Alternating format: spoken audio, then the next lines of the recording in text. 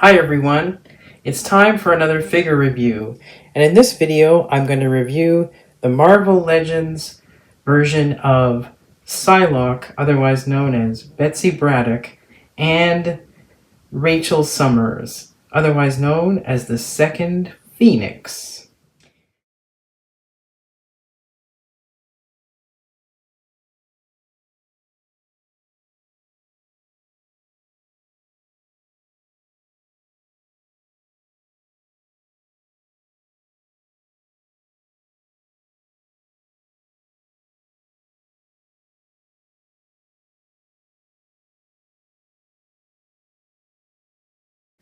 I have loved Psylocke ever since I first saw her in the late 80s Uncanny X-Men, where she faced off against Sabretooth in a classic battle and survived. The only other version I've seen of this Psylocke, Betsy Braddock, is the Minimates version, I believe, which was out a while ago, and I never had a chance to get that one. But when I saw this, I was like, thank you so much. This is the original Betsy Braddock Psylocke character. As many people knew her and many became fans of her, so I'm glad they finally made a figure that was that.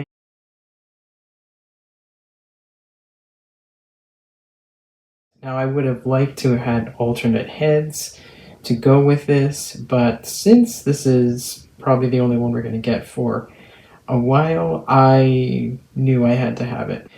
The big problem with the character, the figure, is the cape.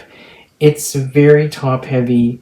It makes her a little hard to stand on certain surfaces, and I guess this is a common thing with a lot of these bigger figurines. Otherwise, she is a fantastic figure. I'm so glad that they made her, and yeah, for many folks, this is the Betsy Braddock we came to know and love. So thankfully, she's finally got a larger deluxe figure to reflect that.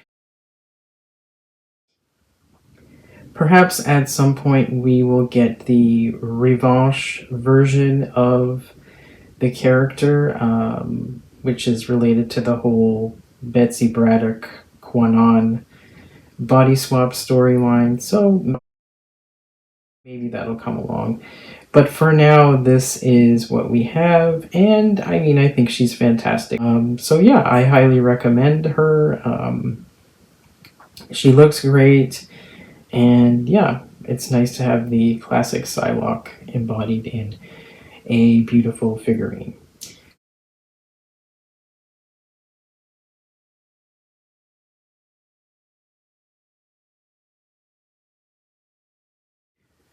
Now I'm going to talk about Rachel Summers, otherwise known as the Second Phoenix.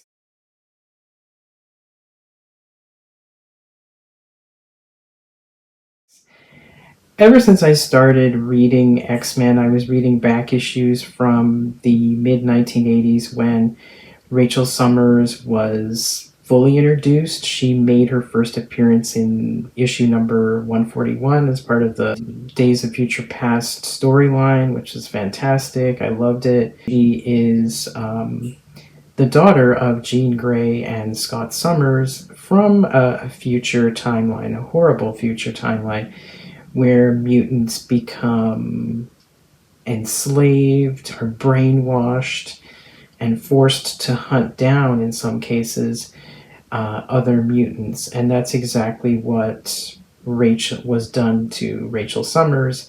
And she lives with that trauma.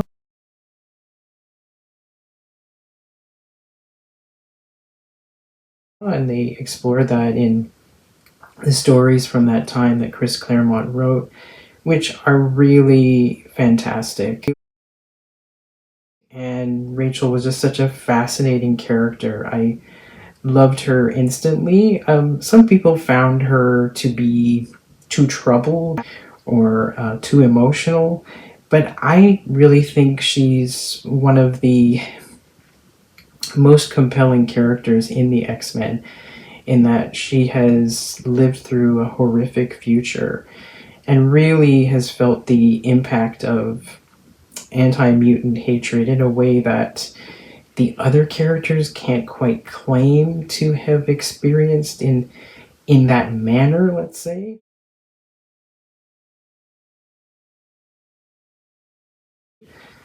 So she does look fantastic. She comes with the fiery um, phoenix wings, um, and she is in her classic Hound attire. She comes with her Hound um, face. She is a beautiful figure. Rachel Summers looking beautiful, just as beautiful as her mother, Jean Grey. Highly recommend this figure. She looks great. There's nothing wrong with her. I like the accessories.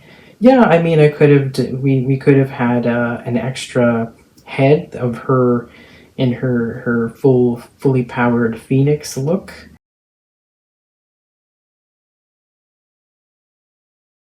which is kind of cosmic and alien.